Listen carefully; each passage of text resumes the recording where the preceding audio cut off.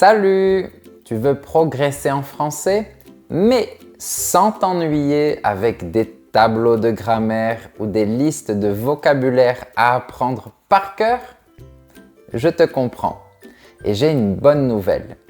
Oui, tu peux apprendre le français en t'amusant. Oui, c'est possible. Et aujourd'hui, je vais te montrer 7 façons concrètes d'apprendre le français en prenant du plaisir. Pas besoin d'avoir 3 heures devant toi, pas besoin de vivre à Paris. Il te suffit de t'immerger un petit peu chaque jour dans ce que tu aimes déjà. Allez, c'est parti pour ce top 7 des méthodes fun, testées et validées par mes élèves du monde entier. Mais avant, n'oublie pas de t'abonner. On commence par la première technique, écouter de la musique. C'est bien plus qu'un moment agréable. C'est un outil d'apprentissage génial. Quand tu écoutes des chansons en français, tu entends la langue dans son rythme naturel et ton cerveau est détendu. Tu entends la prononciation, les contractions, le vocabulaire courant, les émotions aussi. Et tout ça, tu le mémorises sans même t'en rendre compte. Tu veux des exemples? Essaie Angèle, Stromae, Zaz, Clara Luciani, Grand Corps Malade. Ou des classiques comme Jodassin, Francis Cabrel, Édith Piaf. Tu peux chercher les paroles sur Internet, les lire, les chanter, même si tu chantes faux. Ce n'est pas grave. Ce qui compte, c'est que tu prennes du plaisir. Petite Marie, je parle de toi parce qu'avec ta petite voix, tes petites manies, tu as versé sur ma vie des milliers de roses.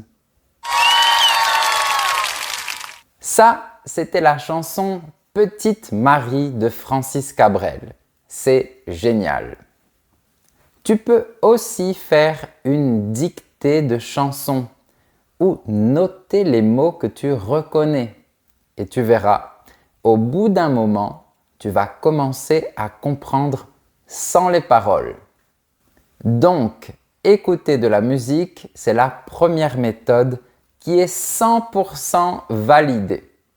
Et si tu ne sais pas quelle chanson écouter, va découvrir ma playlist Spotify qui contient plus de 15 heures de chansons totalement en français. Je te laisse le lien dans la description pour plus tard. Technique numéro 2. Regarder des séries ou des films en français. C'est une méthode que j'adore recommander parce qu'elle permet d'apprendre sans avoir l'impression d'étudier.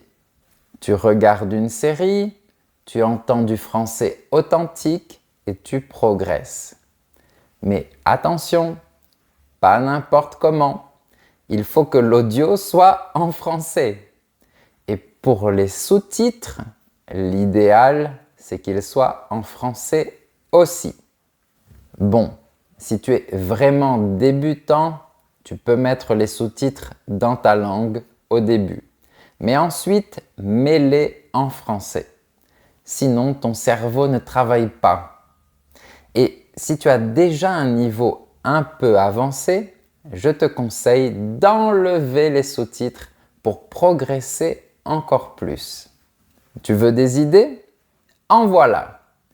Et c'est l'agence, 10%, Lupin, Plan Cœur, Un gars, une fille ou Marseille. Et pour les films, tu peux essayer Le fabuleux destin d'Amélie Poulain, Intouchable, La famille Bélier ou Le comte de Monte Cristo. Et tu peux t'amuser à faire pause et répéter les répliques. Noter les expressions qui te plaisent. Les jouer toi-même à voix haute. Il faut que tu sois acteur toi aussi. Pas acteur au cinéma, mais acteur dans ton apprentissage. Du coup, il faut que tu parles et que tu interagisses, que tu notes des choses, que tu poses des questions à ton professeur sur des expressions qui reviennent souvent dans les séries et qui ne sont pas claires pour toi. En faisant ça, tu gagneras en compréhension, en prononciation et en confiance. J'ai aussi remarqué une chose intéressante. C'est plus facile de comprendre les séries et les films quand on met des écouteurs. Le son va directement dans tes oreilles et tu arrives à capter plus de mots. Technique numéro 3. Jouer à des jeux vidéo. Oui, tu m'as bien entendu.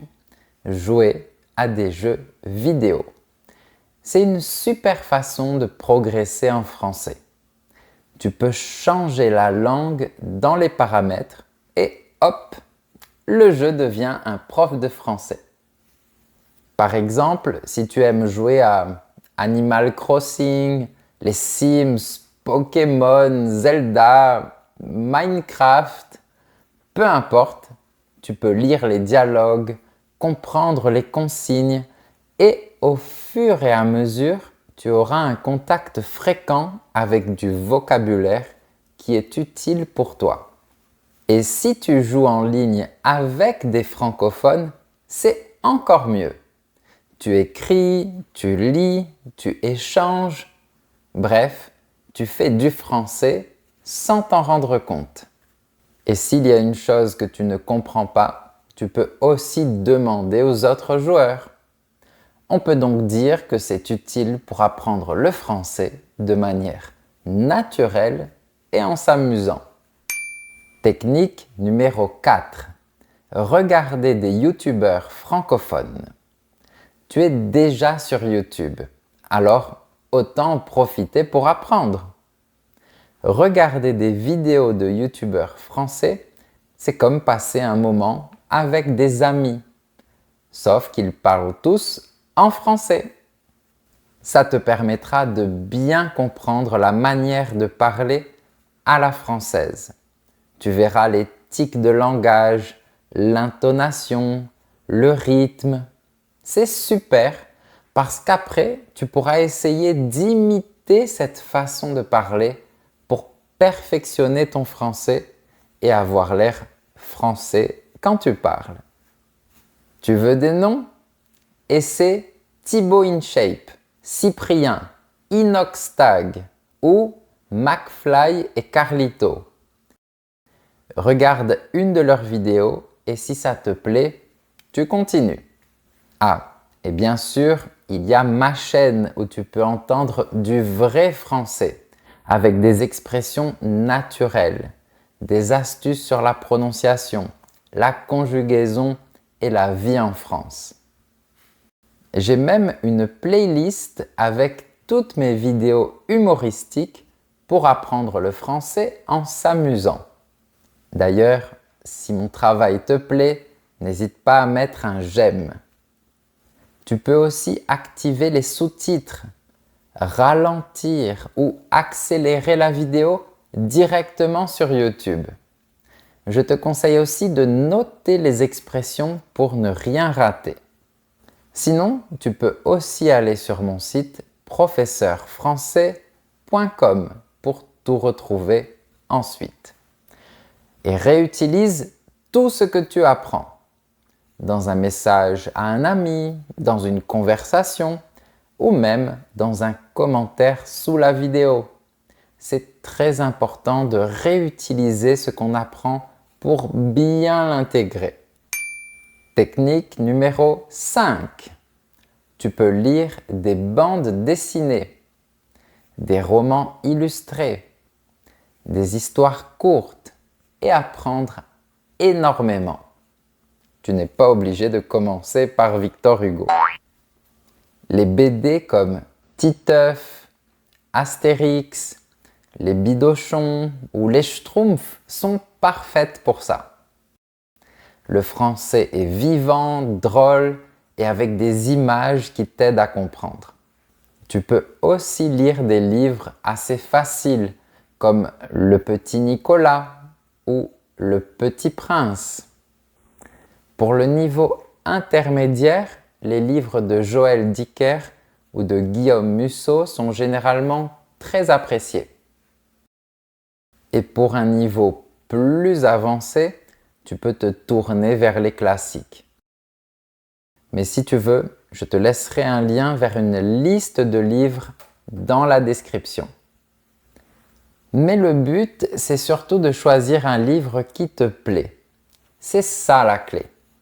Lis une page par jour, note les nouveaux mots, relis à voix haute, sois actif encore une fois. Et peu à peu, tu vas construire ton vocabulaire, ta grammaire, ta fluidité, tout en restant dans le plaisir. Avant de passer à la technique suivante, je te donne une petite astuce.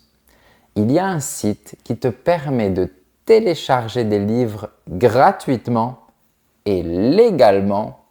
C'est la bibliothèque numérique de TV5 Monde. Je te mets l'adresse en bas. Tu pourras découvrir ou relire de grands auteurs tels que Victor Hugo, Balzac, Maupassant, etc. Plus de 600 œuvres sont disponibles. Tous les livres sont gratuits car ce sont des classiques de la littérature francophone tombés dans le domaine public. Technique numéro 6. Tu es avec des amis ou ta famille? Parfait. Propose un jeu de société en français. Des jeux comme Time's Up, Dixit, Tabou, Blanc manger coco ou Loup-garou. Pourquoi ça marche? Parce que tu dois parler, écouter, lire, comprendre, expliquer en temps réel. Tu utilises le français dans un vrai contexte de communication. Tu apprends à improviser, à reformuler, à t'exprimer. Et tout ça dans un esprit ludique. Tu ris, tu perds, tu gagnes et tu progresses. Dernière technique, faire des activités créatives en français. Tu aimes cuisiner, peindre, fabriquer des choses? Parfait. Tu peux transformer toutes ces activités en moments d'apprentissage. Apprends à fabriquer ou à réparer des choses en français. Regarde une recette en français. Mieux encore, crée un carnet de recettes tout en français. Pour faire ça, je te recommande le site Marmiton. Sur ce site, en plus, il y a les images de chaque ingrédient. C'est parfait pour bien associer les mots aux ingrédients, sans avoir besoin de traduction. Tu as même une petite vidéo. Tu peux suivre la recette à voix haute pour pratiquer et recopier les ingrédients pour ne pas les oublier. À chaque fois, pendant que tu crées un plat ou autre chose, décris ce que tu fais pour que ton français soit actif. Résultat, tu apprends du vocabulaire lié à ce que tu aimes et tu associes le français à une activité qui te fait plaisir. En résumé, tu l'as compris, apprendre le français ne veut pas dire souffrir. Tu peux apprendre dans la joie, dans le jeu, dans la musique, dans la culture, dans la gastronomie. L'important, c'est de rester curieux, de créer des habitudes et de garder le lien avec la langue chaque jour. Tu n'es pas obligé d'utiliser les 7 méthodes dès aujourd'hui. Choisis celle qui te fait envie. Commence petit et si tu veux, tu en ajoutes une nouvelle la semaine prochaine. Et surtout, amuse-toi parce que c'est ça le secret. Voilà, maintenant tu connais différentes façons de progresser en français en t'amusant. Alors, dis-moi en commentaire, quelle est ta méthode préférée? Et est-ce que tu utilises déjà l'une de ces idées? Si tu veux voir toutes ces techniques à l'écrit, tu peux voir la version écrite de cette leçon sur mon site professeurfrançais.com. Le lien est dans la description avec tous les autres dont j'ai parlé. Tu trouveras également un lien pour soutenir mon travail en rejoignant mes super élèves qui ont accès à du contenu spécial. À bientôt!